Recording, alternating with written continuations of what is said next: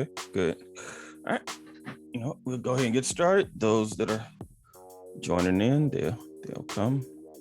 Let me get here. So for the week, let's see what we got. Look at Dow. So it's Dow Jones Industrials. So it was a pretty brutal week for the Dow. Dow down every day this week. But 35,404. We closed at 34,16, 617. So Dow was down big. Let's look at the NASDAQ for the week.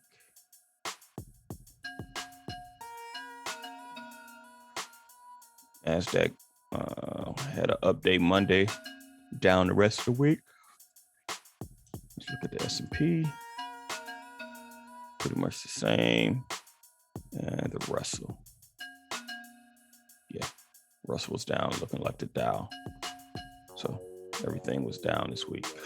So historically, look at in the past, what September is just a bad month for the markets. And so I would not be surprised to see us, continue to pull back here for the month. So just if you're trading, just think about that. See if you're going to have a further pullback. The quarter ends this month, September 30th. So don't know if that plays into it. And I think I remember seeing somebody say that I think triple witching is coming up as well. Basically, when you have the triple is when you have quarterly options, I think weekly options and monthly options all expiring, in September sometime. So I think all of that possibly could be in play as well. So let's look at some of the stocks. Let's look at Apple. Apple started the week up, a couple days up, down big. News on Apple is, I think some judge ruled something about the App Store, so I think they're gonna have. I don't know if their profits are gonna go down. So there was some news about that. So Apple pulled back pretty big, and for Apple, a 10%, not quite 10%, but $10 move in Apple over 3 days is a pretty decent move to the downside for Apple. Let's look at Apple. Let's look at see what some of Cathie Wood's funds are. Cathie Wood is a kind of tech money manager. So her funds are called ARK. So ARK K, ARK G, ARK F, ARK Q. So yeah, so her stuff is, so with hers being NASDAQ, I would expect it to kind of follow NASDAQ, but all three of the indices are down. So you're probably going to be hard pressed to find a stock that has been up all 5 days this week with the markets are down. Look at Boeing. Boeing is down for the week as well. Pull back, from the highs of August. Let's look at Bank of America financials. Financials are pulling back. Let's see if it's by itself or not. Let's see Citigroup. Yeah, Citigroup is pulling back as well. Chewy, the dog food and pet place, they came out with earnings. They got hit, so they're down pretty big, 10%, a little bit more than 10% actually, probably 15%. Let's look at Coinbase. Coinbase started the week up, but pulled back So like I said, it's gonna be hard to see anything that's up for the week with the markets the way it is. Now here's a look at DraftKings. So DraftKings started the week lower and had a good day Tuesday and then sideways Wednesday and Thursday. Been a little bit of a down day, but you can definitely see this trend is still intact. So DraftKings, kind of not surprised by this. I really don't follow it, but when you think about it, DraftKings, they make a lot of money because it's sports betting and football. Season started, college and pro, so pros will be in full swing, I believe, tomorrow. I think the first one was yesterday. So it's good. Let's see who else here. Look at Facebook. Facebook kind of sideways, still above that breakout level of the 369.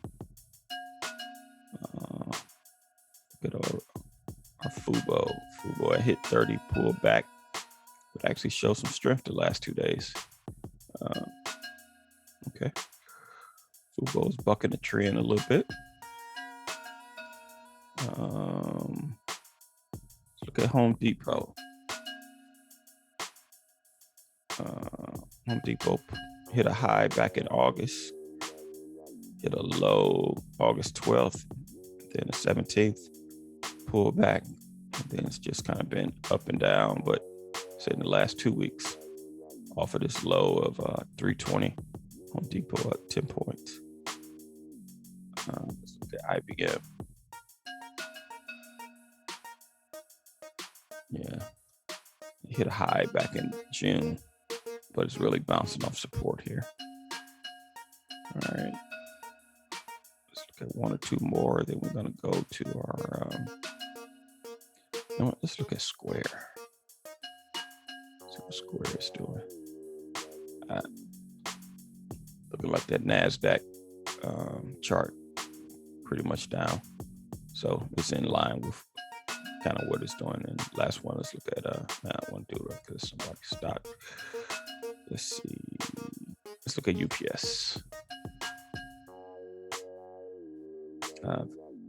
Look at UPS here. It's kind of trading in this range from say 190 to probably 197. So if you're trading, you can make $7 up and down there. You probably had 2 or 3 of those, or at least definitely from here, say 192 to 196. You make 4 points, trading that up and down. All right, let's go to our list here. So, what's up, Milton? What's up, David? How y'all doing? Hey, morning. Good morning. So, let's start with you, Milt. Let's go to this PLTR. Let's talk about this chart.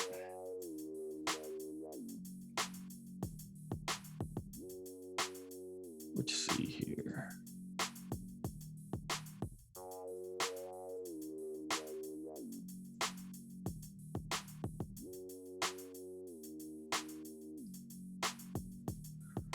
Milt, on Planetar.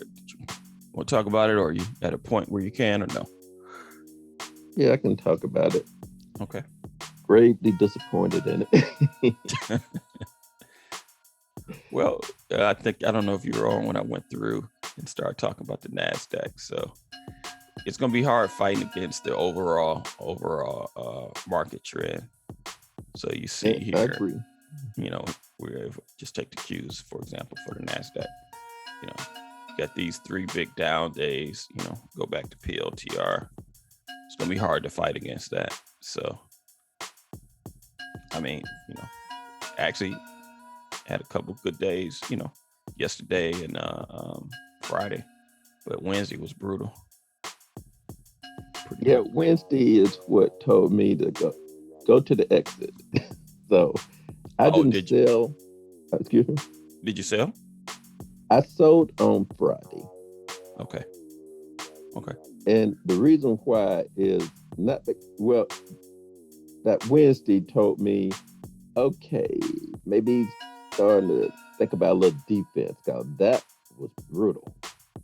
Okay. Thankfully, I was working, so I didn't pay attention. But at the end of the day, I saw that I went, okay, All right. I am not going to buck the trend. So what I did was, since I was playing with options, Yes, sir. I bought the option at $1.28 and I sold it back to them at 98 cents on Friday. So I made 30 cents out of this trade. Good enough. Now I'm all in cash and I'm trying to see what I may do next. If you go all the way back down to that 24, yeah, what I'm going to start doing is doing a secure put down here and just wait for it to come to me. Okay. Okay. It makes sense. So you're just gonna sell that put and collect the premium, and if it comes back down, then you just keep the stock. Correct. Okay. Okay. Good. Good. Let's see. Let's go. All right. David, what's your stock, David? Let's see. Thanks, Milk. David, you at Roblox. Let's go to Roblox.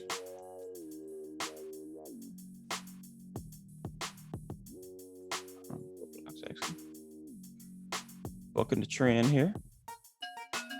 So, talk to me about this Roblox chart, David.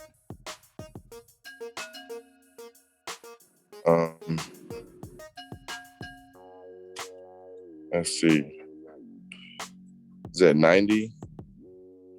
So I'm making money. Okay.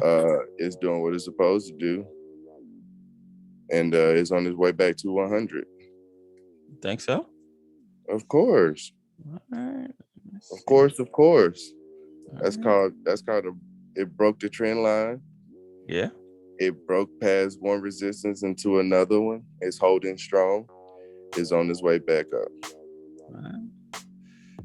Let's see. So let's draw a little trend line here. See, he's right. So Dave said it broke the trend line. So if you extend this, broke that trend line, started a new one. So you take the point of that one, and I'll take this bottom of this red chart.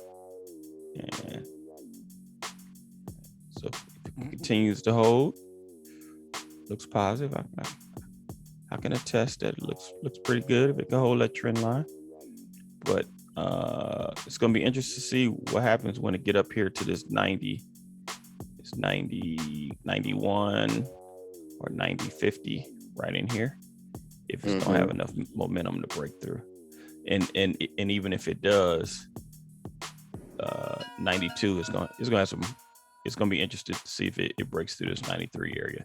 Because if you look back here to the left, right here, it had some problems there before. So it's going to be interesting.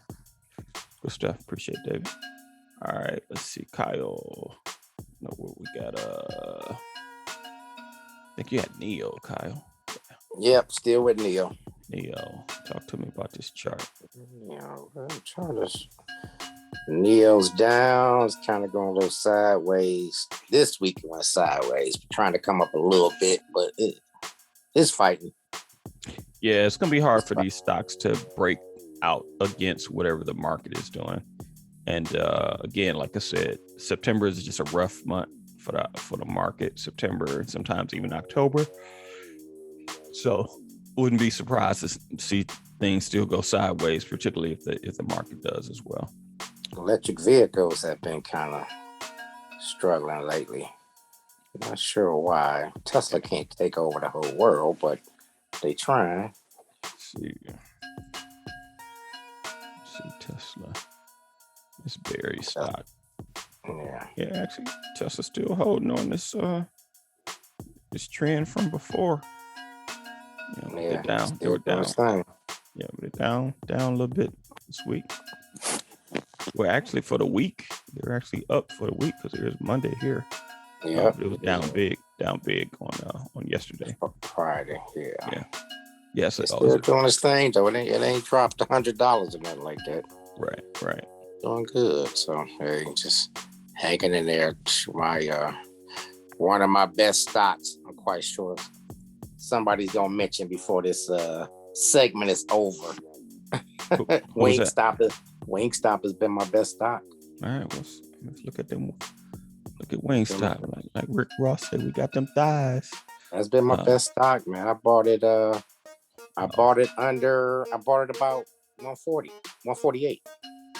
Bought about 148. Just been holding on to it. Okay. It's up to 183. Let's continue this Wingstop. So I'm using this point here.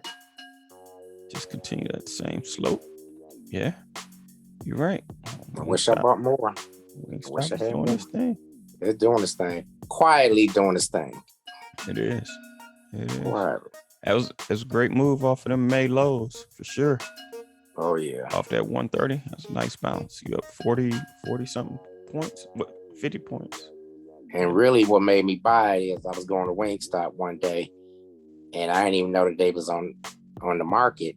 And I just asked him one of the managers or something, do we have stock in the company? And of course he, didn't even know what was going on. I'm like, man, you got to change your mindset.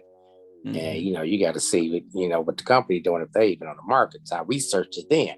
Okay. I was like, man, it is on the market. And it was like 130 something then. I just did a little research. I'm like, man, let me buy some shares in this thing and see what happens. Okay. It has been positive ever since. Good stuff. Hey, that's a good testimony on, product or service that you use. Look and see if, go there to it's good enough for you to go there and sit down and watch their TVs and eat their wings. Shoot. It's good to see if you can make some money with them as well. So absolutely. Good stuff. All right, let me see who else we had there. What I miss? Andre, let's look at your Fubo. Let's see here. On this Fubo. Yeah, it's still in this range here. It got back down. It touched 28 Thursday, Dre. But I didn't go in and buy any more in that account. But I want this 25 to come back and play. I just don't know if that's gonna happen or not, but we'll see. So I just keep watching it and see if it just continues to be in this range or what. But it's kind of here at this 30 to 28. I want to just give it some more time to see if this is just gonna be the new breakout area. So if I take this and do it here, let's see if it can still stay in this box. And if I get, say maybe the end of September, we can change my deal. If we can stay in this box, we'll be in this box in October. They probably have enough data to say, hey, I may start to try to play this 28 to 30. But still want that 25, but it might just be wishful thinking at this point. Might be moved on past. All right, so let's see how we doing our performance wise. So let's see.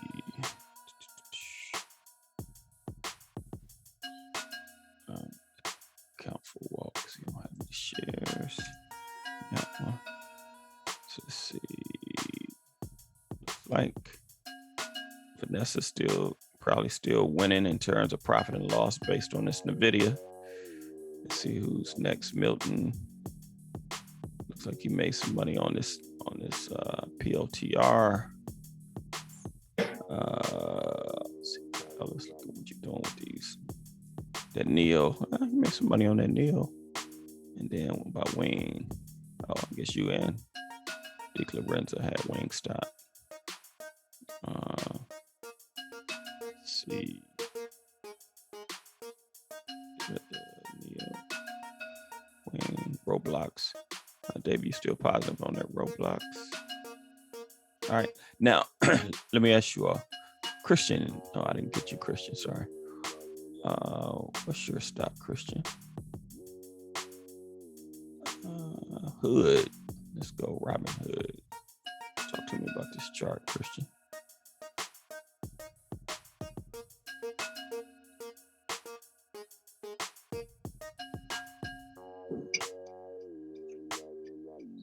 Yeah, Say it again. looks like I said. Looks like it's going down and a little bit sideways right now. Yeah. Do you own It's any? going Do with the truth. you still own this or no? Do you own any of it personally, or you just one you was tracking? I'm just tracking right now, but I do plan on, of course, ordering it personally. Just been tracking it right now since it's Okay. new. All right. What do you own right now, Christian? You got to stop. I do own Square AMPE. It's a pharmaceutical company. That's the ticker for that one. AMTE? PE. Oh, TE, just TE. No, AMPE. That's the ticker for the pharmaceutical one. I don't see that. What's the name? Amtech? No. This is a power showing power. Yeah. Let me see. Hold on. Oh, AMPO. Is it AMPE? P as in Paul? Yes. Okay. Yeah. All right. So talk to me about this chart. Second. You on your phone? Yeah, I'm on the phone. Oh, okay. I can do it for you then. You're great. Go ahead. If you can see, then go ahead. Yeah, I can see it. What was it? It went up early September. Then now it's had a big pullback with the market. And it went up, I want to say that was Thursday. Yeah, it was up. It was up Thursday. Then it pulled back again yesterday. Yeah. It's gonna be hard for any of these stocks to gain some momentum with the overall markets pulling back. You have some outliers like that wing that Kyle was talking about was an outlier, but Fubo. But for the most part, I would expect this last week to coincide with what the overall market is doing. So that makes sense. And then I was going to ask, why does, I guess, in September, October, why does the stock market usually have a pullback historically? It's a great question. There's been a bunch of theories. I don't know which one. Some people talk about, traders coming back from vacation, the quarter ending, people are cutting their losses on stocks such that, mutual fund companies and stuff going to want to make their numbers look good. Options expiry, and so those are just some theories. Particularly why, I don't know, but I'm gonna just trust the history that is correct and that you get pulled back. So I've been pretty defensive in my accounts. I've pretty much been in cash for the most part. I bought maybe one or two things in the last, say, three weeks. Actually, I'll show you all one. This is one guy I follow. He talked about this uranium stock here, and I picked up just a little bit of this to play with because I don't know anything about uranium. But he basically said that there is this company set up a trust for uranium, and they're buying up a whole bunch of it. And he used another example of a trust company that was buying Bitcoin, and said that they were taking up all the supply. And he was using that as an example to explain here that if this company buys up a bunch of the supply of uranium, that they're going to corner the market because, these nuclear plants, they need uranium in order to run their nuclear plants, and that the demand for it should be pretty good. So you can see here that, it's been on a good run from this pretty much 8, and then it hit this 960. Then it was just big jumps, 3-4 days in a row. Then it got here to this 11. Then just kind of been going sideways until Friday. Hey, Mike. Big jump on Friday. Yes, sir. Mario, I'm sitting over here with Andre, but I got a question. You just mentioned Bitcoin and the uranium. So yeah. So Bitcoin, I was using Bitcoin. So there's this trust called GBTC, Bitcoin Grayscale Trust. So this guy that I follow, he has been watching this GBTC. It's a trust fund that buys Bitcoin. And he said that if you go back and look just here, he said that this particular trust, they were buying Bitcoin, for a long time. And as a result of it, they're taking up a bunch of the supply that's out there in Bitcoin because they're buying it for their trust. And he used these guys as an example to say, just like GBTC is doing this for Bitcoin, the let's get this thing, SRUT. So would that be a cosign to buy into Bitcoin? Because I noticed that they went from 52 to 44 in the last 2 days, and I have a few stocks in that Bitcoin. But I'm looking at if more people like Amazon and this uranium people, like you're saying, are using Bitcoin to purchase. That's a plus for Bitcoin, or no? Well, that's not no relationship, and I'm just no relationship. I think he was just saying one trust in one sector was using this to buy up the assets in that sector, and that particular company, in this case, they did pretty good. And saying, using the same analogy, and I can't even remember the darn ticker again. Yeah, SRUFF. And using the same analogy, said that they may be doing the same thing for the uranium market. Okay. And so with that, that was just the only correlation that he was making between the two. But as it relates to Bitcoin, so if we look at Bitcoin real quick.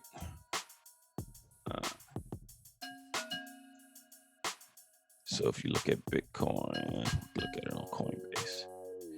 So this is an interesting week for Bitcoin for sure. Was that Saturday? Yeah, the 7th. I think it was Saturday. Yeah, or Sunday. Saturday or Sunday. I can't remember what date it was. Bitcoin took a huge. They will reestablish a new low as far as, because 37,000 was, or 32 was the base a minute ago, but that's when I got in, and I'm looking for 66. 70 or something, but it may not trend that far. Yeah, one of the things is that we had this big pullback, and so it's going back a little more. Yeah, so what so there's some speculation on what caused that. So on that day, what country is that? El Salvador. I think El Salvador said that they were going to use Bitcoin as a legal tender in that country. Okay. But at the same time, the SEC came out and Coinbase, the CEO of Coinbase, came out and said that a few days or maybe a week or so earlier, they had contacted the SEC and just let them know that, hey, they were coming out with a new product. They was just giving the SEC a heads up. And the SEC told them, if you launch that project, we're going to sue you.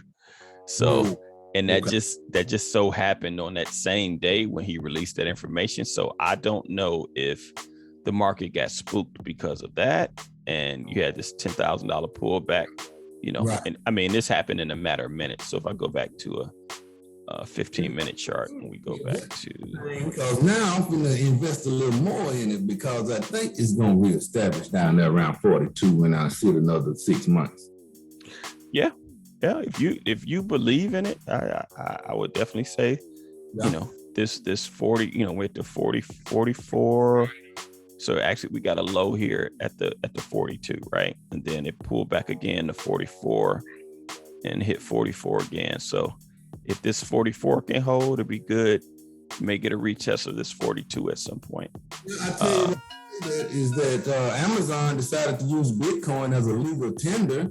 So Amazon built in Bessemer, Alabama, and they got one over in Irondale. So now, if they succeed, then more people gonna join, and that's just a plus, is the way I'm looking at it. But I want to hear, if other people think the same thing, or I'm just off base with it, because I like to share my thoughts. No. Good point. What the rest of y'all think? What do you think about Bitcoin if you follow it? What are your thoughts?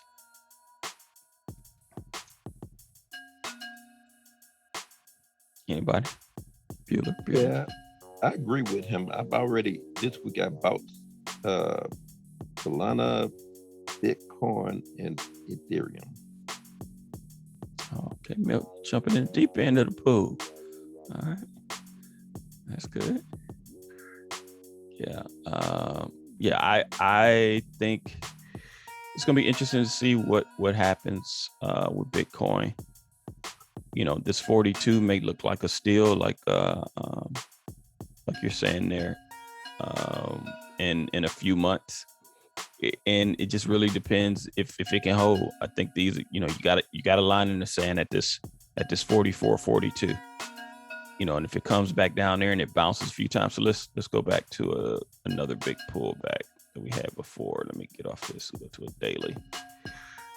So let's just see what the charts have shown us before on this. All right. So look at this last pullback from this 59 area. And we got down here to this 30,000, right?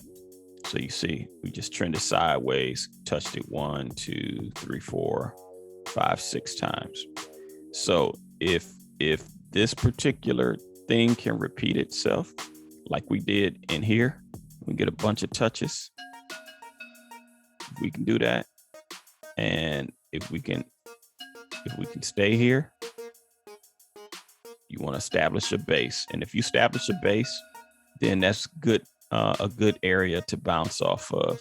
And so if this can be repeated, then that may bode well. But right now, it's a little too early. Now, you can be in right here and look like a genius if it gets up above here later. But you can be right here and another event happens or whatever, and you get another pullback. This 38 may be in play, and you hope we don't go back to the 30, but you just want to be prepared and know where your support levels are in the event if you get another pullback. Because if you get another 10% pullback from here, so you say 45, probably 20%, you're talking, what's that, 9,000, yeah, 9,000 points. So you're talking 34-ish. So you'd be somewhere in here on a 10% pullback. But you have to break through this first support at 38. And then we know that this 30 is solid, right? So, but I would say keep an eye on it. Keep an eye on it. So I trade on Binance US, and on Binance US, it allows you to put stops in. And so if you're in Bitcoin here, you probably want to put a stop in, I would put a stop in probably 40,000, 42,003, maybe 42,005, or even a flat 42. And if it breaks below here, it's like, get me out and just wait till the smoke clears and figure out where I want to get a new entry in. But, but you could just be building this position sideways. And here's the thing, for those that are in Bitcoin, if you're buying it long-term and you're buying it on a regular basis, yeah, you can pick up some more here. But if you're going to buy some every month, you don't really worry about where the price is, because you're just going to continue to buy it wherever it is, because you're just building a position in it, slow. So that's a way to dollar cost average into it, and you don't necessarily worry about the drops so much. Thanks for your input, man. Yes, sir. Absolutely. Thank you. All right, Vanessa, in NVIDIA, talk to me about this chart. Well, right now it looks like it's going a little bit sideways. Yeah. Before you got on, we had talked a little bit, Vanessa, in terms of the overall markets, NASDAQ, the Dow, as well as the S&P and Russell. Pretty much they're all, down to sideways for the week. So I would expect this. And this being a tech stock, it should closely align with what the NASDAQ is doing. And it did pretty much. So, but we're still in this range here, 220, 227, 229. Still looks good. The trend's still intact. So looks pretty good there. And let's look at your full water. Water had a pullback here. Now this is interesting. Let's see something. Let's extend this. I'm using this point right here, and I'm just keeping it. So we're getting close. About to touch this trend line. It's gonna be interesting to see what happens if this trend can still be, if it still stays above the trend. Now, if it breaks below the trend, then we got to look at horizontal support. So this 5790 may be back in play, but it looks pretty good. But one thing we talked about earlier is that, I would not be surprised to see the overall market. So if I go back, so let's just use the S&P as a let's look at the SPY and just use it as a overall bearing for the entire market. So let's see, go to a weekly. Let's see something here.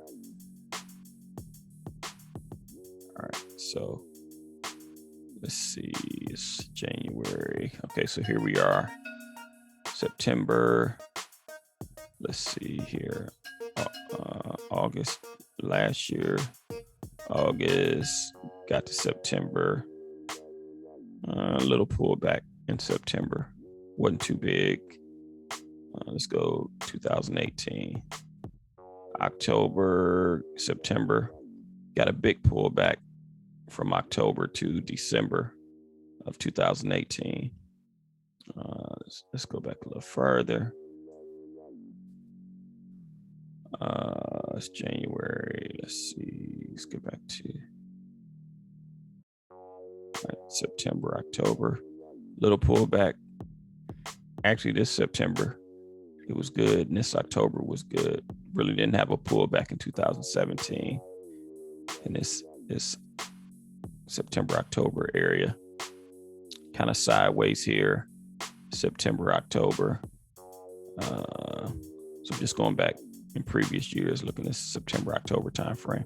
So you can see here we had a decent pullback from August to September, a bounce there, but then a decent run, and then you got to pull back from December to January. So it's going to be interesting to see what happens here. We're on a pretty big run. If you look at this is off the pandemic lows. Just pretty much crazy up and to the right. So so on this weekly here. So if I use a trend, not a trend line, but if I use my moving averages, so on we go back to a daily.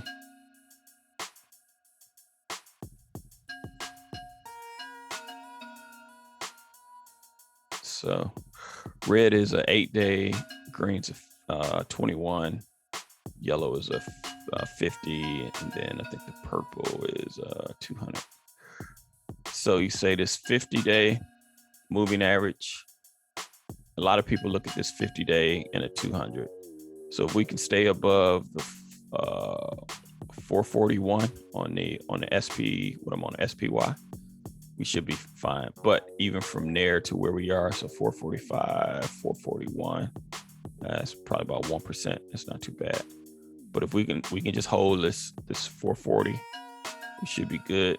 But if we break down below that 440, then this 434 may be in play. So if you look at that from a percentage perspective, let's say from here, it's not even a percent, where we get a 2% pullback. Now, technically, a correction is, I think, 20%. So we would have to get all the way down to 356 for it to really be a pullback. But so we got several levels in there. So if we just look at the bottoms here, let me turn these off. So let's turn these off. So if we just, number one, let's draw the trend line first. So we say we come off here, we take this point. I'm gonna use a narrower trend. So I'm gonna start here, and I'm gonna use this point on this green arrow there, this green bar right there. So trend wise, and I can even change the angle and make it a little bit tighter. So I take that, so it won't take that green one, but take this red bar here. All right. So on this trend line, if it can continue just to hold this trend line, we'll be good. But then if we just start charting our peaks and valleys, peak, valley, valley, valley, valleys or bottoms, say here, and I'll split the difference between this and here. I'll just go halfway in between those. All right, so now we get to see the area. So if we get back to this, so first level support, we'll say this 436, 421, and 440. So if we go back and we measure that out, let's see. So from here, talking about a 2% move to the downside, 5%, 8%,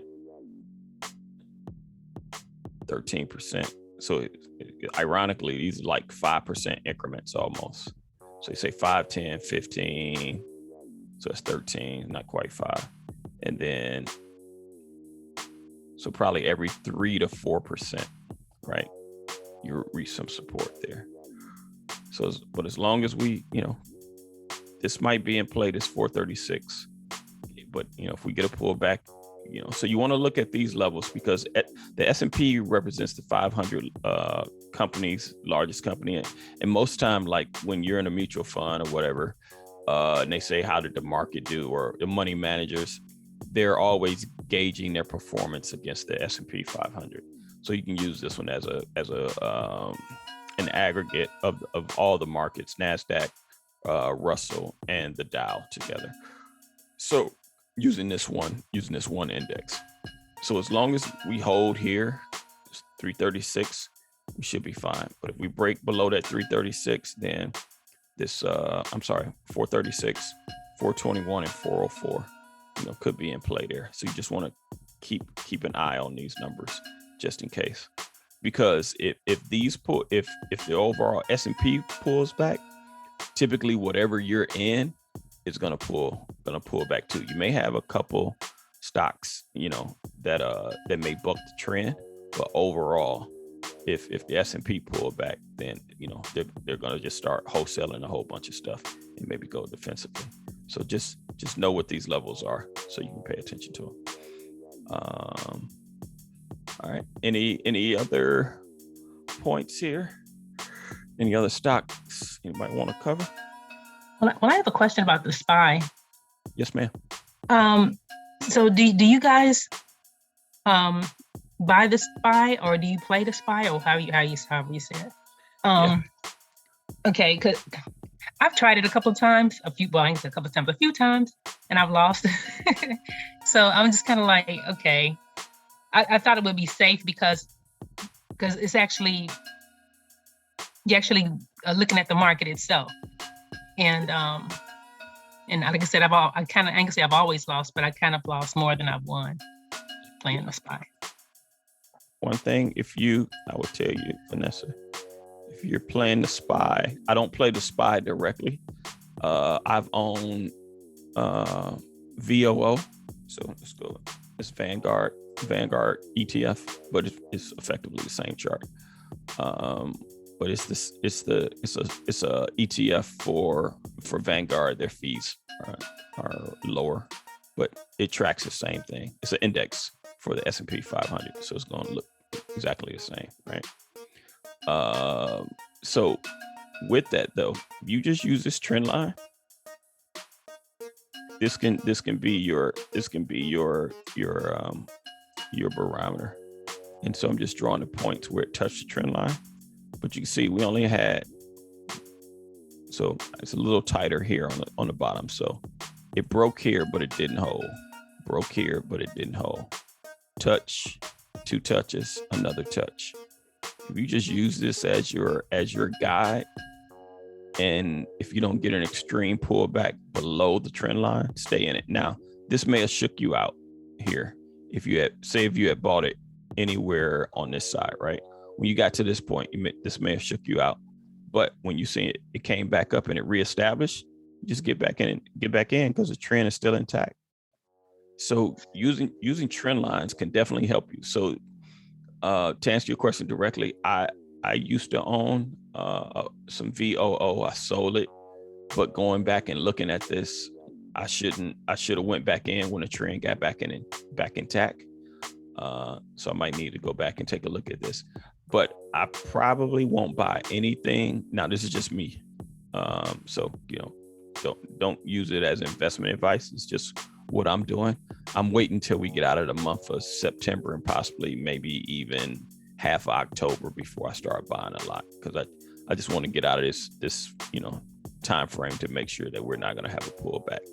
But having said that, if we do, and this is worthy of a look at again, because this trend is still intact. And so I'm glad you mentioned it, because you brought it back to my point. And for others, you can buy this VOO. You can buy it just like you do a stock. The ticker is literally VOO, and this trend is still intact. And as long as this trend is intact, stay on. So let's just look here. So if you look at this is just for the year, right? So remember we had a discussion a couple weeks ago. We was talking about the law of large numbers and percentages. So look at that. If you just had bought that December 31st and just held it, you'll be up 24% in your portfolio. For some people, that's way better than trying to pick all these stocks and figure out what they're going to do. Now, but again, you just follow in the overall market, and this is more of a passive piece, and that's fine. It works. And we talked about, so 24, that's probably take your money to double. So if you had $1,000 and you got two 24% runs in a row, your money will double, 3 years? I think it's I think it's 3 years on a 23% run. So it doesn't take, so compound interest on moves like this is huge. And as you get, toward those larger numbers in your portfolio, 20% can be significant, a lot of money if you're talking a big portfolio. And even if it's a small portfolio, 24% is a great year. So, and you could have bought this and just held it for a year. So I would say continue to use this trend line, and I'll be quiet and let others chime in terms of, do they buy S&P 500 ETFs? Does anyone else?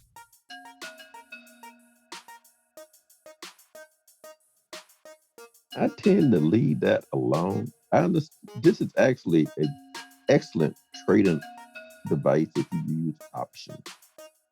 I won't say there's no such thing as you can't lose, but do you use long-term options on this, you're going to make a lot of money. So if you do this short-term, you can lose money, but if you do it long-term, and you can, I'm talking about over a year scale, and go back, you'll see that most of the time you will make a very good profit. Yeah, so Milton is referring to long-term options. So here I'm showing on the screen to the right. You can buy some what they call leaps. What is long-term to you? Go ahead, Milton. Okay. When I say long-term, I have to preface this. It depends on the stock and how volatile it is. What you have to do is you have to back test over time what a stock looked like. On this, I would say this would be the traditional 1 year when you talk about leap. And just look back probably from the Great Depression on and see what happened if you would play leaps all the way up to the day.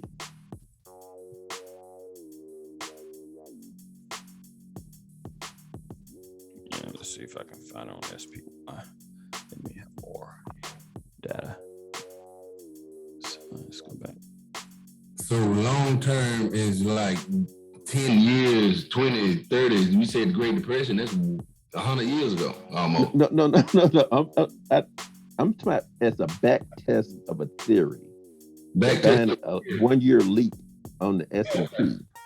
okay. I'm sorry. I did not mean by what. That's not even possible. But Right. yeah, I'm talking a year frame is what I'm saying. I'm sorry. Gotcha. Okay, well, when I get into SPY, I'm usually buying an option, but I buy short term, like maybe like about a month. And usually that's when I lose. But what you guys are talking about is just actually buying the stock itself and just holding it for a year or two. Am I No. saying that right? No? No. Two things. First, what I would do on here is I would have what they call a leap, which basically is an option that's about a year. And I have it deep in the money. I got one here. Let's see, what is it right now? I would probably buy around 300 1 year from today. All right, change my strikes. Hold on. Now, let me just also add, this is for people who have a bigger account. If your account is not, definitely. Those prices. no, I don't want to get into money like that, but the reason why is because this is a costly strategy, which is also why I don't engage in it. I hate to put so much of my money locked up in one thing. But this is what usually people who teach you options would tell you about. Now, as far as the short-term monthly, I would never do that on this because you are saying that you have knowledge of the future when you just buy a straight option. What I would do is do a spread on here. Like Mike is saying he feels that September the market would go down. So I would put some type of negative spread on this and try to get premium for it. And that's how I would make money off this. So Vanessa, two questions. One, did you go through that training on that link on that Thinkific course for the Tasty Trade guys? I have not done that yet. Okay. Do that. Try to put some time in to go through that because they'll teach you that they sell options more than they buy options. And when they typically buy options, they always do it, like Milt said, as a spread, and they refer to them as they call them defined risk trades, or what a spread is. So for here, let's say we were looking at this 445, right? So the way that you may have been buying options here, let's just say you went here, say it's at 405, you would just buy this 405 for $10.40, right? So but the way these guys teach, they say, hey, options, they say you don't know what's going to happen with a stock. So there are really only three probabilities or three outcomes. Either it goes up, it goes down, or it stays the same. So he says, if you think about the way probabilities are, and probabilities, the way they teach it is really a coin flip. So if you take a coin flip, there's only two sides to a coin, heads or tails. So that tells you that you have two possible outcomes. So out of your two possible outcomes, it's 50%, right? It's 100%. It's so when you flip a coin, the only two outcomes are heads or tails. So that's a 50% chance. So if you say that the probability that this stock is going to go up, I got a 50% chance of being right. Now you use maybe some other things in terms of what we're doing with charting, some company news, They may give you a little edge to skew your percentage in one side or another. However, just straight probability is a 50% chance. So they said, if I have a 50% chance of being right or being wrong, I want to limit my amount of my risk. So if you were to buy this, like, so let me click on this here and show you. So if you were to, okay, so if I were to buy this outright, right? Let me just go to one contract. Okay. So that'll cost me $1,100 if I were to buy that outright. And the way and so let's go to the review. Okay. So let's see. Okay. So to read this, it says that my break even would be $416, right? If I were to buy that. So what it is, I'm buying a 405. So you take the 405 plus the $11 that you put in it. So it's the only way this makes money if this stock or if this ETF closes above 416 at this price, right? So, but the thing is, if it doesn't close above the 416, you're putting $1,000 at risk, right? So what the way that they teach it is they go this way. They say, hey, we don't buy just one-sided trades there. What they're going to do is buy a spread.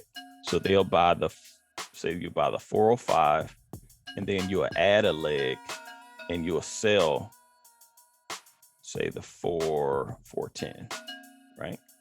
So if I do that, go to review. So now the way that works is a spread is just that. So you take the bottom strike and a top strike and you subtract. So it gives you a $5 spread, right? So just by knowing these guys, the way they do this, it's let me go back and change this. All right, there we go. Because it just defaults to 10.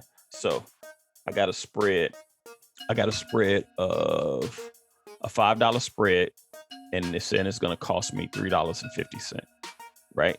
So what this means is that now my break even is much lower at 408.50. And so my max, but I limit the amount that I can make, but I also, it's a defined risk trade. So at most I can lose on this is $3.50 versus if I'd have just bought one side of that, I was putting $11.50. And you know, with options, every contract, you have to add 2 zeros to. So here I would be putting $3,500 at risk. Whereas in that other one, you'd be putting $11,000 at risk. Big difference in terms of how you would trade that. So the way those guys teach it is that if you're buying options, they'll take, so whatever the strike is here. So this is a 445. So let's use an actual according to where we are. So it's at 445. I don't know why this is showing. Oh, because I'm on VOO. Let me go to VOO here. All right. That's why. Okay, so we're on a 409. So let's make this okay. So 409, 405. Right. So I would buy 11. Let me just use one contract. And then I would add a leg and sell the so I go to add a leg and I would sell the 410. Okay. And you always want to figure out what your break even is, and it'll tell you here. So my break even is 408. And the reason for that is I'm buying a 405. It's costing me $3.50. So you just add 405. You take the strike, your bottom strike, your 405, and you add the 350. So in looking at this, if it's green, that's telling me that that's what I'm gonna have to pay. So anytime you're paying for an option, you're buying the option. If you're selling the option and you're receiving a credit, it's going to be red, and that's what you receive. So you'll be selling the option. So in this case, again, my break even is at 405.50. I'm sorry, 408.50, and my max profit is $150. So that means that if this closes above 410, then I stand to make $150. If it closes above 408 or right at 408, I'll break even on the trade. If it closes above below 408.50, then I start to lose money. But the most money that you can lose is only what you put in it, and that's the $350 here. So max loss, $350, not including possible dividend risk, right? So when you do that, you have dividends you have to account for, but just $350, right? So you think about that, $350 versus $1,100.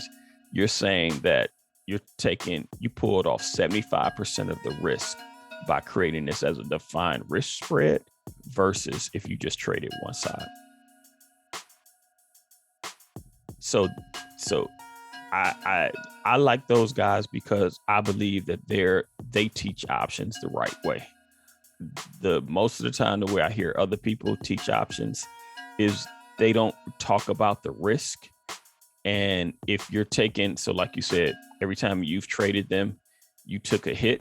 And so just say here, and so we just use this example. Let's say you sold and you did 1,000 there, 1,000 there, 1,000 there, 1,000 there, 1,000 there, right? So that was $5,000, if you were trading it one side versus if you took that. So that's $5,000 in losses versus if you did 350 times 5. So that's 1,500. That's about $1,700. So you take a $1,700 loss on those same trades just by creating it as a defined risk trade versus a $5,000 loss.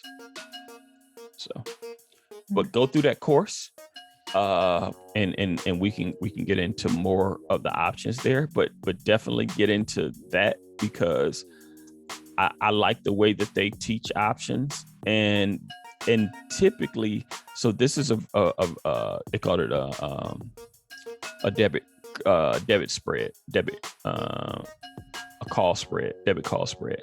Whereas typically they're most often than not, they sell options. They typically where they're collecting premium as opposed to where they're buying options. And so once you go through that, we can talk about it. We can talk about it some more on that. Okay. But definitely do not buy another option until you take that course. Okay. I mean, honestly, I agree with you. I agree with you. I lost a lot of money back in, what's this, 97 through 98, not knowing what I was doing with options. And, I was trading with another guy and he didn't know any better than I did. So we was the blind leading the blind. And every time we looked around, we was in a ditch. So lost a lot of money because I didn't get the education. And then even when I got a better understanding of options, it was only until I ran across these guys and really understood how that they taught options and the reasoning behind it. It made so much sense, and I stopped losing great deals of money in options. Now I don't play them that often, but it definitely, the way they teach it, it definitely gives you a basis on how to do them and how to do them right, and to use options in your favor, because they can be very powerful for you, but if you don't know what you're doing, they can cost you a lot of money. Yeah. Now, just to kind of, I'm not playing like hundreds and thousands of dollars. I'm doing like $30 or $50 at a time kind of thing. Mm-hmm. But of course it adds up after a while. Yes, ma'am. But still, my thing is I'm just trying to do a little bit just so I can learn, so I can win. Yeah. That's what I'm doing. Yeah. And I would tell anybody this.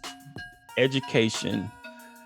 So when you get into trading, if you don't pay for education or you don't get the education, you're going to pay for it with your mistakes. So I say you got to pay tuition either way. So do you want to pay tuition in a classroom with your time, or on a Zoom, or with somebody mentoring you through it? Or are you going to pay, making trades in the market and somebody snatching your money away from you? It just depends upon how you want to learn it, and I've learned it the hard way. And then I had to go and really get some education on how this stuff is. And all education is not the same. So again, I believe those guys and I trust them. Whereas I took actually over off of Delk Road, there's this place called the Online Trading Academy. And I went and took a class there. I think the class was like $5,000 or whatever. It was an options class. And what I learned in that course that I sent you was infinitely more valuable, and it's free versus the $5,000 that I paid going to take that class. So so all information ain't equal, but I didn't know what I didn't know.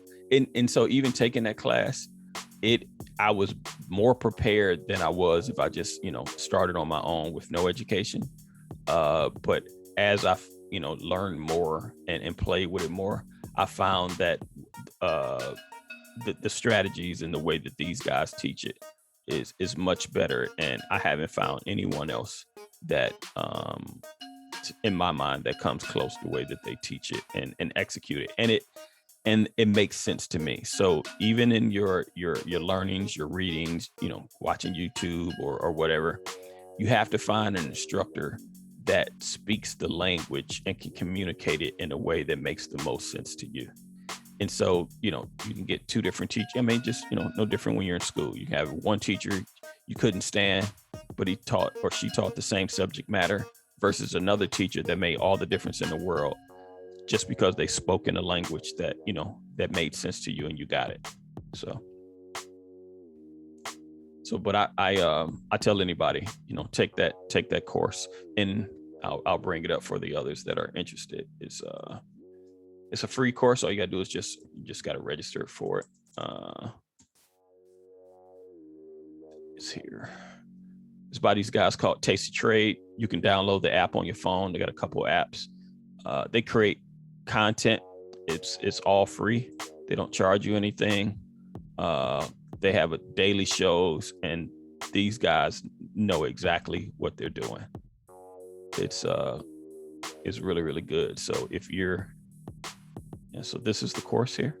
I'll put the link in the chat. But if you want to learn about options, this is where you go to start.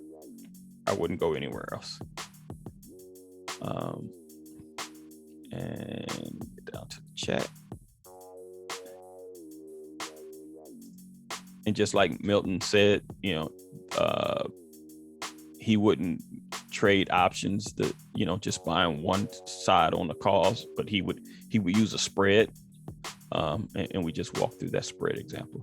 So register for this class, take it if you're interested in options, and don't buy an option until you've gone through it.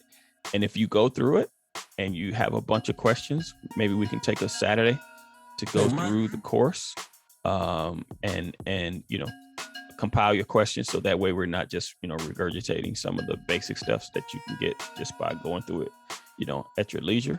But then we can come through and start picking this apart. And I don't trade them that often, so I'll probably be learning some stuff as well. But we can go through, and I know Milt, he has some experience with it. I'm not sure who else has options experience, and we can just talk through what these things mean. And it's just like anything else. It's a practice thing. That's the only way you're gonna get good at it. You got to practice it. All right. Question. Yes, sir. You've been talking about options.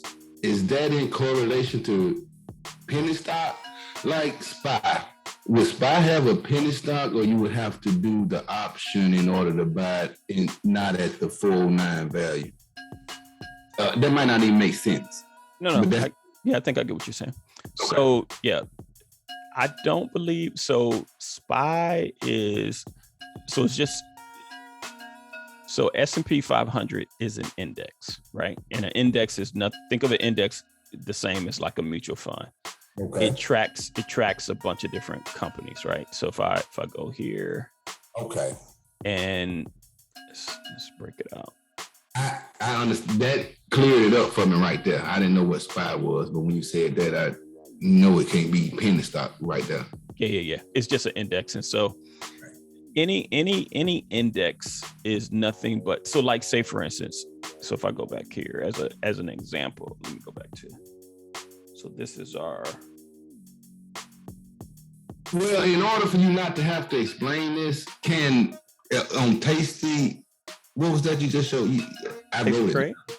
Tasty Trade. Can I look up penny stocks and see what companies can I buy penny stocks in, or because I can't pay, $300 for one stock, but I can, get in on the 50-cent level or something if they have it available. Now I'm gonna ask you. I'm gonna challenge you a little bit there. I recognize your name, your voice, but I can't remember your name. Tell me your name. Mario Baker. Okay, Baker, that's right. Andre phone on his Oh, okay. phone. Oh, you on with Dre. Okay, got it. So appreciate that. But the thing I would say is, and so, I hope you don't take this, personally, whatever. But yeah, why do you trade penny stocks? I would trade this stock because I don't have the money to invest. If I have $2,000, I would rather invest in the penny stocks and double 50 cents rather than trying to double $300.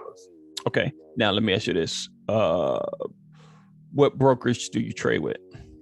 I don't. I have Ameritrade and Robinhood, and I haven't been in the penny stocks, but I have been, doing the full value of the trade. But I'm limited to like $2 and under. I'm looking for stocks, low trading stocks that I can maybe do a value in, like RIG. They had a problem. They got down to 99 cents and I sold at $4. I'm looking for stuff like that. And Okay. TOPS tops, they at 139, but I'm looking at them to go to $3. I'm looking for stuff like that. Not the 300 going to 900 because I can only buy one stock if I did that. Okay. So I'm on Robinhood, right? So they're penny stocks for a reason, right? And so the allure for you is being able to use the capital that you have in order to maximize it, right? So it really doesn't matter what the company is. It's really about price for you, right? Exactly. But what I would say is that you trade on Robinhood. Robinhood offers something called fractional shares. So Okay. let's take this. So let's go back. So you say, give me a penny stock that you follow. It doesn't matter, just any ticker. TOPS. Say it again. Tango, Oscar, Papa, Okay. Sierra. Gotcha. Tops. All right. Yeah. So tops. All right. $1.38, right? Yeah. So now okay, I don't even know what this company is, right? Top Shibs, whatever, but okay. So if I'm looking, number one. They American based, and that's one of my people that I'm hoping gonna get in on this infrastructure and blow up. Okay. Now, I'm gonna show some. Okay, so all right, so tops, right? Versus Apple. Okay. All right, so let's look at this. Apple's gonna pull back, but let's just say. So you say, Mike, I ain't got $124 to put in just one share of Apple because, so you say, let's take $2,000, right? Okay. All right. Yep. $2,000, 124. All right, so you can buy 16 shares of Apple, right? Right. With that. Okay. All right, I can take that. Matter of fact, I can take that 16 shares of Apple. All right, versus what was tops was 130s. yeah. So tops was 130. So take the same 2,000. All right, and go. All right. So you're talking 1,500 shares versus. So it's almost like they're really close, right? So you're really talking 16 shares versus 1,600 shares. Yes, sir. But what I would say is, I can sleep better at night. Mm-hmm. I can buy 16 shares of Apple, or even if I didn't have, let's just say I only had $50, I can go to Robinhood. I can buy $50 worth of Apple and get whatever that fractional amount is. So what, like a third of a share? Right. I can buy that and trade Apple versus buy that and trade this TOPS. And if I could go to sleep with Apple, yeah, and don't worry about what it's gonna do. And I know Apple, actually this week, Apple's coming out with a new iPhone. So I know I'm gonna get a bump in it between now and Christmas. well, I can't. Apple, I did it with Bitcoin. Okay, all right. Well, yes, but what I'm saying is with the fractional. So you're at a broker that offers fractional shares, which means that any amount of money that you have, you can put that money to work regardless of what the price of the stock is. So you don't have to trade penny stocks, is what I'm getting at. You can trade good companies with solid businesses that have a great track record versus trading these smaller companies that are not that well known. Because again, the reason why this stock is cheap is because you don't have a lot of liquidity in it, right? It's not like you got money. So number one, mutual fund managers, they can't buy stocks under $5, right? They gotta be over $5 to get them. Now, could you have certain outliers that go from $1 to say $10? Yeah, that happens in the penny stock world. But if you take up more established companies, they have a much larger asset base and a much larger market participants that's going to put millions and millions of dollars behind this. That's going to give you some more safety versus one of these penny stocks. And because you're a broker, allows you to buy fractional shares. I'll build a thing up. So in a portfolio here, I had one portfolio. I started with probably,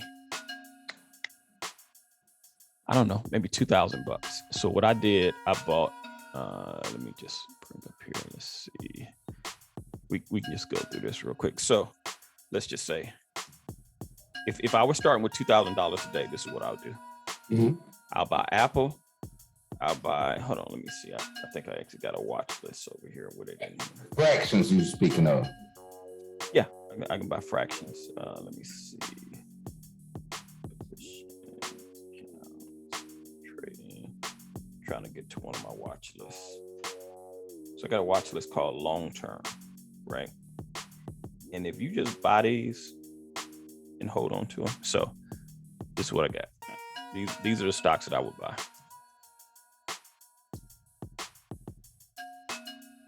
Established companies with good track records.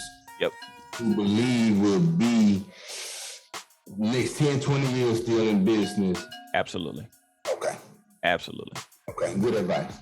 And Thanks, and here we go. So take that 20,000. So I got 1, 2, 3, 4, 5, 6, 7, 8, 9, 10, 11, 12, 13. 13 stocks. So if you take that same $2,000, right?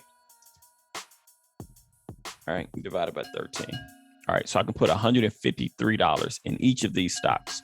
So some of these stocks are more than $153. So you say Apple. I'll buy one share Apple. UPS is at 193, so it's going to be fractional. So it's going to be less than 1. So let's say 0.7. Nike is 163. So let's say I can get a whole one or close to a whole one. About 0.5 of AMT. Square is at 224. About another 0.5. Team is at 390. So I buy about a quarter of that one. MA is at 3. That's about another quarter of that. Google is at what, 2,000. So what you talking 28? So you can buy about a tenth of that one. Costco is at 460. So I can buy probably about a quarter of that one. Chewy, I can probably get 3 Chewy. We'll say 150. Get 2 Chewies. Actually, I'll scratch this Unity. Let's see, Home Depot, 331. So I can buy what's that math? 150. What's that? About a half of one there. And then Shopify. The man BTC to that, and knowing that they took a bump because of what El Salvador did. Yeah. You buy. Yeah, and then buy with point, so 4,000, so 0.01, right?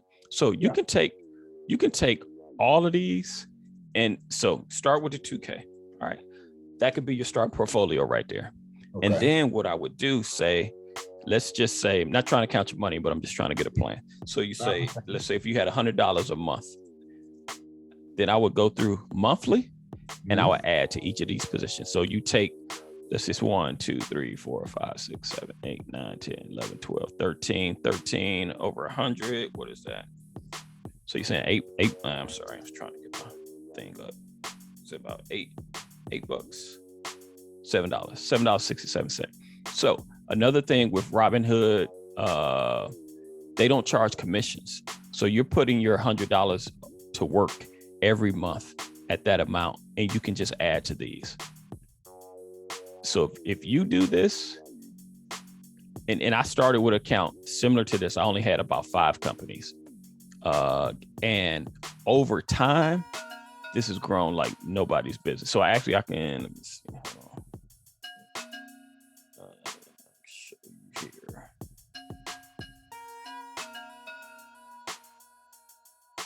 This is this account, and I've continued to add to it, but I started with this. So if you just look at this Apple. Look at Well, do you believe in buying when companies dip? Because that was my whole point with the Bitcoin. It was 55, but you have to do the harmonics to see if it's going to trend again. right. But something happens that causes a big dip like that.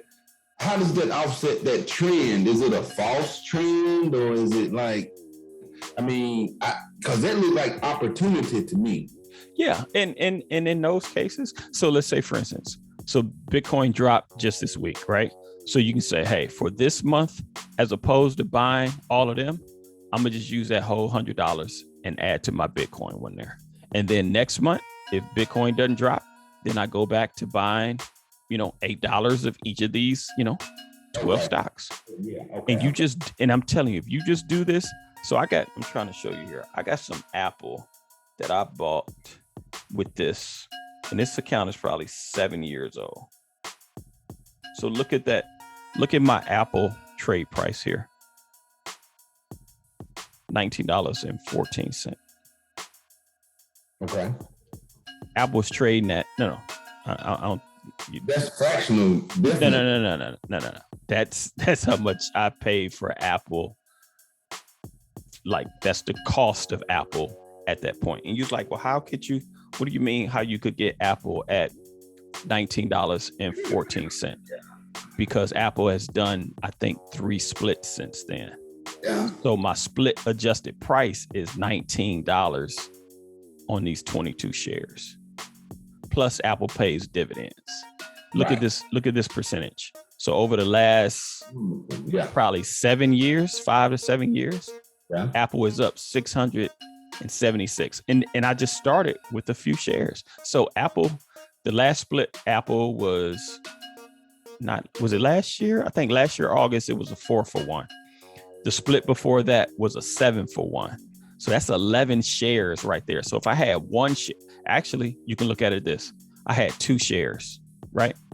2 shares, 2 splits at 11-1 ratio. There go your 22. Yeah. All right. But that, so 2 shares started out has turned into 22 shares and has earned me 676%, right? So you can say that's an anomaly. Everybody not going to do that on Apple. All right. So let's go down here to Nike. Nike was my first stock in here. I bought this probably 10 years ago, right? My trade price is $32.65.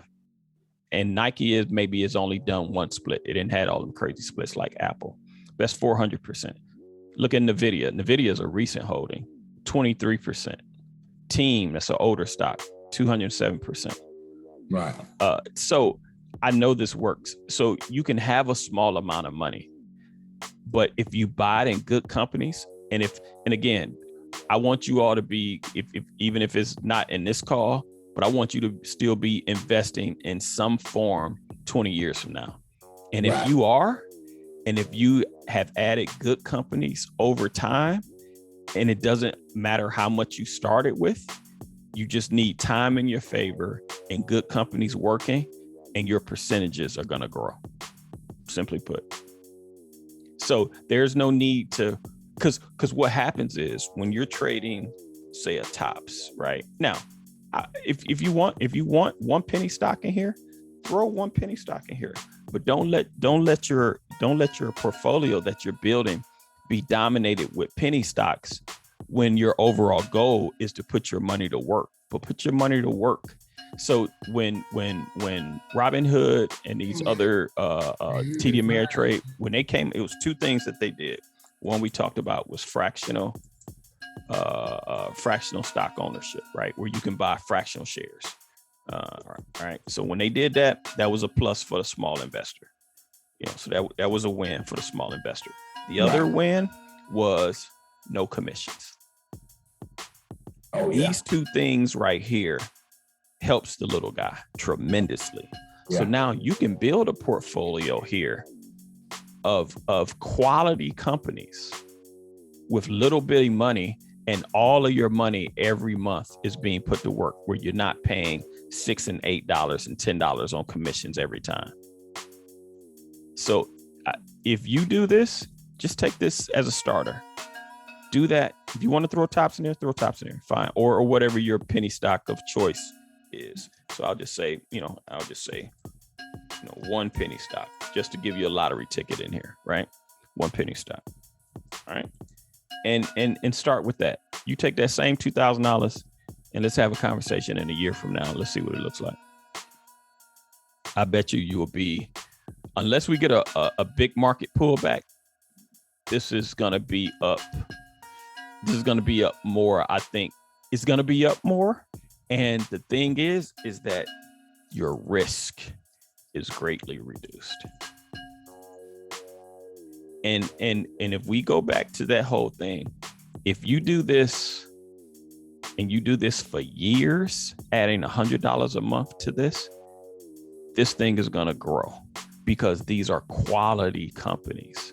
So if you look at each of these, so that's Apple. Let's go to AMT. You might not even know what AMT is, but you probably use it and don't even realize. Cell phone tower company, right?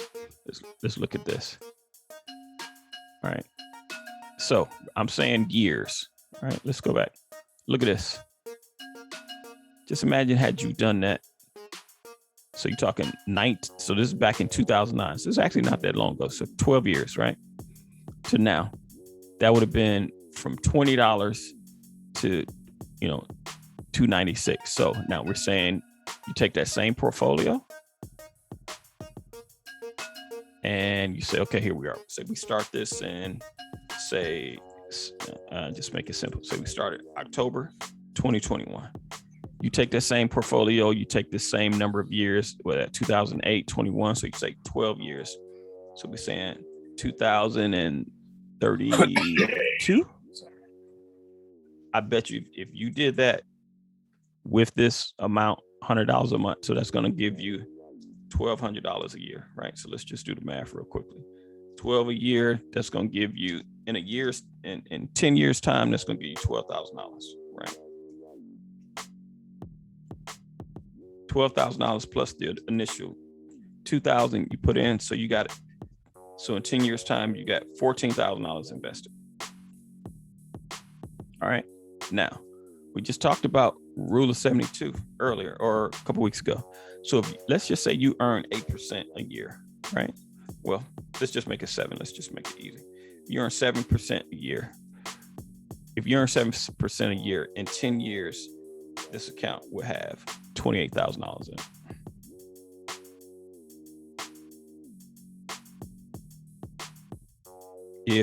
If you can earn 15% a year, that account will have I can't do the math that fast in my head. That account will have $42,000 in it.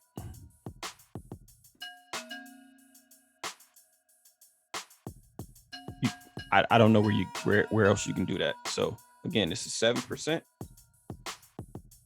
$28,000 in 10 years, 15%. 15%, 42,000.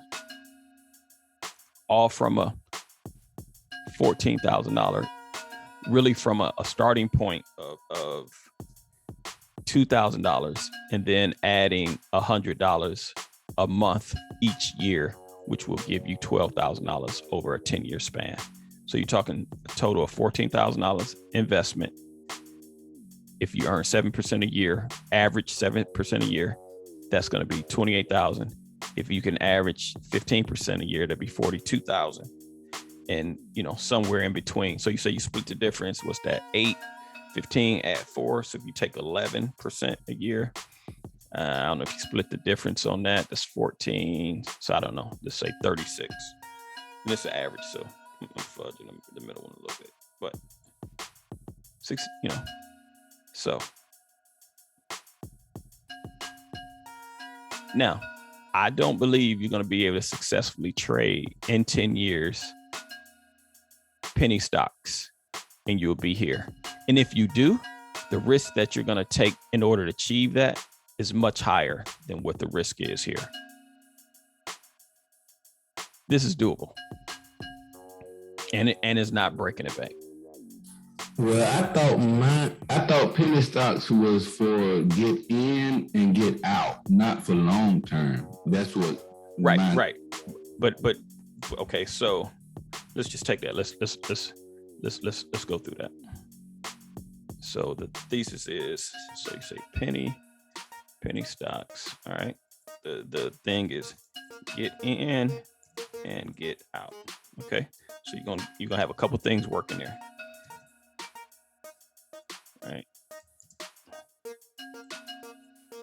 You got to make a whole bunch of decisions, and you're gonna have to be right more than you're wrong, right? In your decision making here, right? So you gotta pick the right penny stock. Yeah. You gotta pick the right entry. Yeah. You gotta pick the right exit point. Yeah. Okay. Then you're gonna have to pay taxes on each of those in and outs. Okay, that's beyond me and my scope of knowledge on that. No. I mean, but it's just a factor, right? That's something that's gonna happen. You got to pay. You got to pay taxes on that. And these are and here, I can probably tell you, you maybe have at most of these 12 companies, 13 companies here, maybe one will be out of business. Maybe one. If you had a penny stock of 13 companies, that risk probably increases higher that one of those companies will be out of business in 10 years versus these. I understand what you're saying. You see what I'm getting at? So your risk is tremendous. You got to make so many decisions to get this right. But at the end of the day, you got to ask yourself, what am I really doing? The only reason why I'm using penny stocks is because I don't have enough money. Right. But I'm saying I can get you the money. I just need you to be patient and get the time. Yeah. And then once you get here, you don't have a penny stock problem anymore. You could buy what you want to buy at $42,000 in 10 years. And again, let's just go back. We talked about this. And so just to let you know, this is doable. This is doable.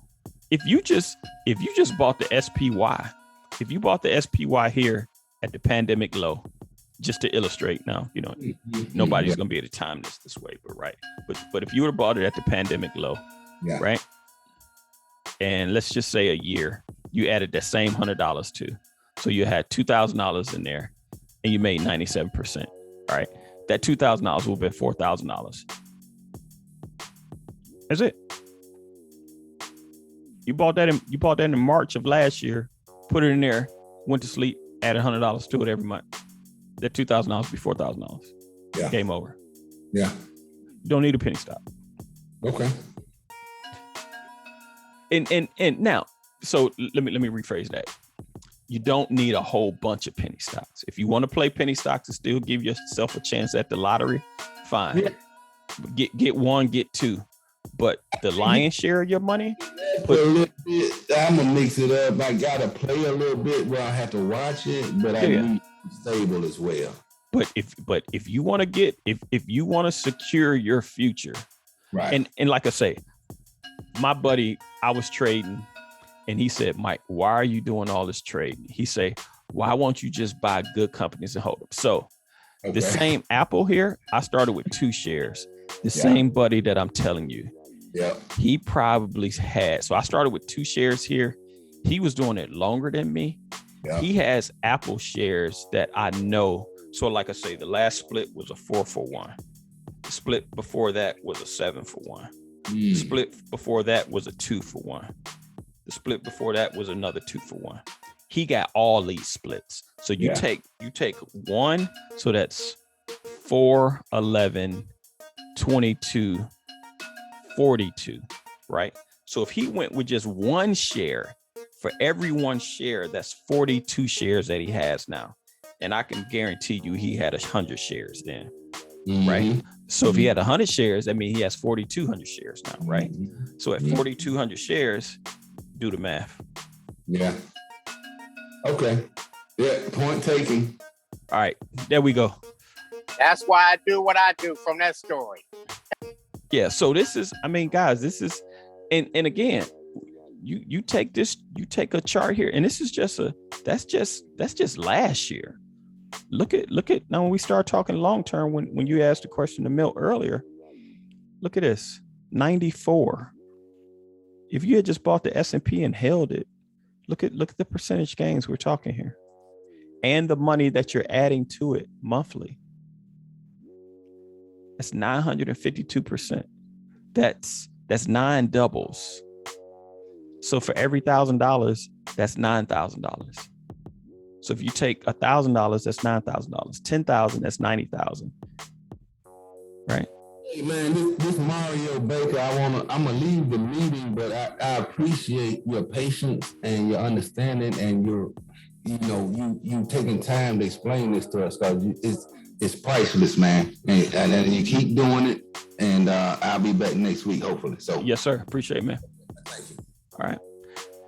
Yeah. So hopefully that was helpful for everybody else. That was extremely helpful because nowadays it's like getting into stocks is the thing to do. Yeah. But the thing is, nobody is teaching us how to build a portfolio, and that's the one thing I didn't know. I didn't think to do this with the list of companies and the fractional shares. I mean, I've heard about fractional shares, but I'm like, okay, so I'll just throw a little bit of money over there, and I'll throw a little bit of money over here. But I didn't have a plan. And this right here gives you a plan, and that's what was missing for me. So I'm gonna show y'all this account here. It's up so you see it, right? I started this with a bunch of these, and I rotated out recently, and I'm trying a different strategy. But I started this account with about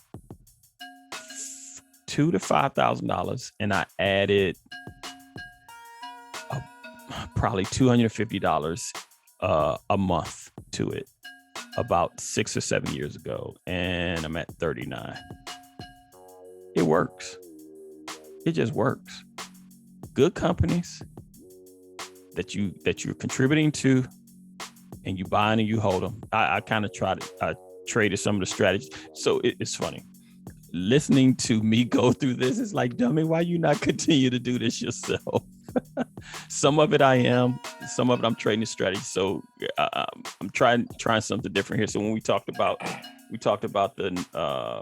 the options earlier. So I'll just show you all this. So I got some NVIDIA here, right? I got 100 shares of NVIDIA. And what I'm doing, I'm selling calls against it. I'm trying a strategy out to build income. So basically, so that same guy that I told you about the Apple stuff, he's trying this. So we got some buddies up in New York. These guys are leveraging big money. They're buying Tesla and selling covered calls against them, and they're making crazy amounts of money each month just doing that with Tesla. And it's just another strategy when you want to build income as you get larger accounts. And it's just stuff I didn't know. So a covered call is you buy 100 shares. You buy 100 shares of a. You know what? I'll cover that later because I can be information overload, and I have to stop. So because that'll just lead us to a whole nother discussion. So I'll just stop here for now. We'll go into covered calls. We'll probably do an options call. Tell me what, everybody that want to learn about the options, what we can do, we can maybe take a couple of weeks and we can go through that course together online and, in the meetings, and we can, talk about these things and figure out how they work. And we can do that on options. That way we can get a basis for it. And then we can start talking about some of the advanced strategies. But in terms of portfolios, guys, take these companies here. And if I deviate from my option strategy, I'm probably going to go back to something like this myself and just buy and hold them. I mean, because if you look at any of these stocks, so look at Shopify. You take Shopify, just look at that chart. I mean, and this is not that long ago. This is 2 years ago, right? You're talking 126 to 1484, right? I mean, just, Costco, 4 years ago, 160 to 465. All right, AMT. Yeah. 4 years ago, 103 to 296. Even you can even throw Kyle's Wingstop in here, right? 32 to 180, 183. It works, guys. All you Because, yeah. hey, Mike. So you so I'm in one of my favorite stocks, Beyond Meat, of course, right? So I've been following that for years now. It just go up and down, up and down. Yep. Every time they connect with a new product, it goes back up. So Right. I might have bought it maybe, I don't know, 140 something, 150 something. It's down. Yeah. I only got 4 shares. Right. But I have money in my account that's not even being used. Mhm. That is like down to like 115, 119. It's Mhm. time to buy some more. Absolutely. They about to connect with, I just seen the news, they about to connect with I think there's like a chicken sandwich war about to go out again. You remember when Popeyes had the chicken sandwiches and Yeah. everybody was having chicken. I heard news that they about to get into the chicken sandwich war with they Beyond Meat chicken Yeah. sandwich. Yeah. So the stock gonna go right back up again. Yeah. I just keep adding to my shares. And that's long term. Everybody's into this vegan stuff now. So that's the way I don't eat vegan, but a lot of people are into it. Absolutely. So invest long term. Yeah, and find you some good companies, add to them, because the thing is, if the companies perform well, all you need to do is do your part, is put money into it and add to it regularly, and just be patient. The rest of the work itself out. There was I'll say this now, and we'll sign off here. I was listening to this interview. They were talking about Charlie Munger. Charlie Munger is the partner of Warren Buffett. And it was a young guy that came and asked Charlie a question. He's like, hey, how do I, I'm a young guy, I'm just getting started. How do I get rich? He says, save more than you spend on your job, invest money into an S&P 500, like a VOO, do it regularly for 20, 30, 40 years. He says you have no choice but to be rich. And what we just walked through here. Now again, guys, this is on $100 a month over a 10-year span. And take a conservative 7%, right? So let's just add a 0 to this. Add a 0 to your monthly contributions, right? A 0 there, right? A 0 there, a 0 there, a 0 there, a 0 here, a 0 here, a 0 here. So now, $1,000 a month, and okay, that is probably, not doable. So if you just if I add it, so if I take that out, right, and just take all those zeros out. But if you couldn't do $1,000 a month, but you can do $200 a month, right? You can double that. So that goes from 28 to 56, 36 to 72, 42 to 84, and that'll take this up to a $24,000 investment, right?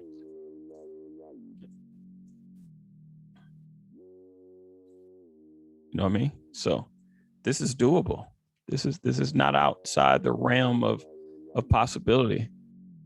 And you say, well, I can't afford $200 a month. Okay. But if you can only do and this is the thing, these are just numbers. So you can plug these in. It doesn't matter. So if you can do 100, I can't afford 100 right now. Start with 25. The thing is, you want the years, the time, and the companies working, and whatever you can afford to get in on a monthly basis, in addition to what you have some starter capital. So you say, Mike, well, I don't have any money to start with right now. I don't have a nest egg. I got other stuff going on. Fine. Okay, well, just start. You can go Robinhood, TD Ameritrade. If you can afford $25 a month, if you can start there, then start there. Start at $25 a month and grow that. So that with that $1,200 now becomes, what's it, 25, it's $300 a year. All right, still in 10 years, $300 a year is still $3,000. All right. So you get 7% on $3,000, it's going to double. That's still 6,000. That becomes half of that. What is that? That's 9,000. And this is going to probably double 3 times. So, and that's not 9. That's 6. That's double. That's 3. That's, yes, 9. So this is like 7,200. So and you know, and here's the thing. Say you start $2,500 a year. All right, let me show you how y'all can grow this. You're gonna get a tax refund. All right. How many of y'all put that stimulus money to work? If you got any stimulus money, how much of that went into your portfolios? All right, tax refund, stimulus. If you get periodic raises on your job, right? How much are you adding there? So you're having sources of funds, but are you using it in this manner, right? So you get a little tax refund. Let me take $200 and throw it there. Some of that stimulus money. Let me take $125 and put it there. All right. So you get a 2% raise. Say you at, I ain't pocket watching, but let's just say you at 2%. I'll just keep it real basic. You're making $10,000 a year on your job. You get a 2% raise. What is that? $200 over, you know, so you add, let's say you can add $5 a month based upon a raise each time you got a raise. Over 10-year span, let's say you didn't get a raise every year. You got a raise every other year. You get $5 raise. If you took that 5 raises over $5 a month, that should come out to be $25 that you can increase in going into your account each month, right? So you have access to capital. You just got to be disciplined and just continue to add. If you be disciplined, when you get that tax refund, put some money in there. You get that stimulus, put some money in there. If you get any raises, just add to your monthly amount and get that to grow. Because if you pick good stocks, it's going to work. And all you need is regular investing, good stocks, and for those things to perform. And it's just math at that point. It's going to work. All right. So I hope that was helpful. We'll get into the stocks and some other strategies.